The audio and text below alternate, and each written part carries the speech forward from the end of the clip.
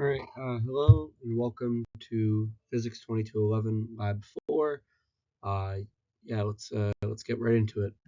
So this lab is using a pre-made video of a weight swinging on a spring, sort of like a pendulum, and this illustrates the energy principle and the conservation of energy.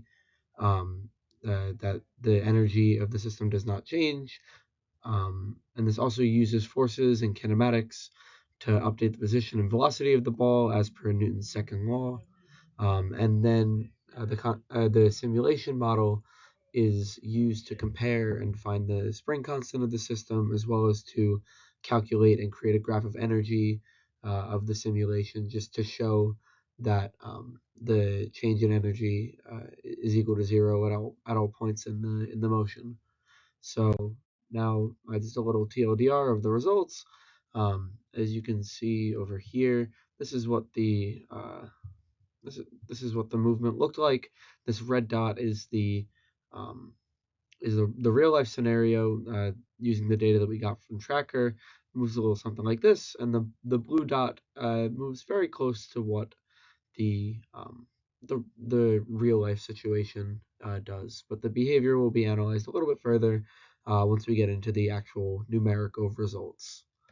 All right, so now the simulation code. As per usual, we have the initial position and velocity of the system, just obtained from the data from Tracker.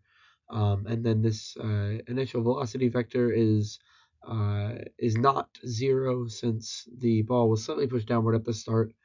Just from the Tracker data, I found that it was slightly pushed down, and that also is incorporated into the next slide, which we'll be talking about the position and velocity data.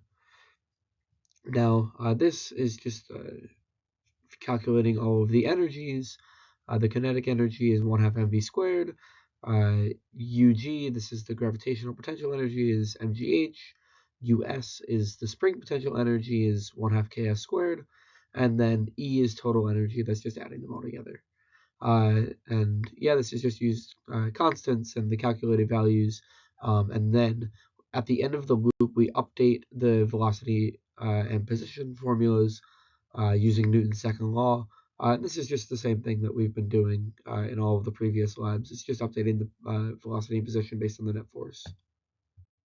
Now, as you can see, these are the two graphs for x position and y position. The x position is very, very close to the real life data. The blue one, which you can really barely see here, is the model, and then the red is the experiment. But then for the y position, it's slightly different, since the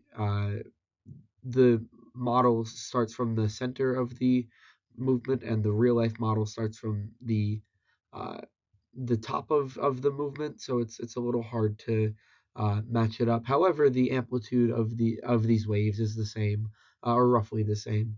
Um, you can see it's kind of from negative 0.6 to negative 0.7, and this is from negative 0.65 to negative 0.75. So they're pretty roughly the same, just offset by a little bit.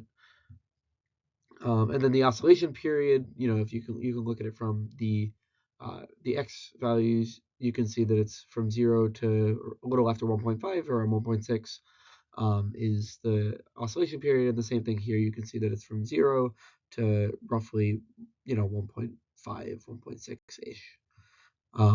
So then with the energy results, we were looking to find if it does indeed satisfy the energy principle, and it very closely looks like it does. This delta E is very close, or really equal to zero, ideally at every point.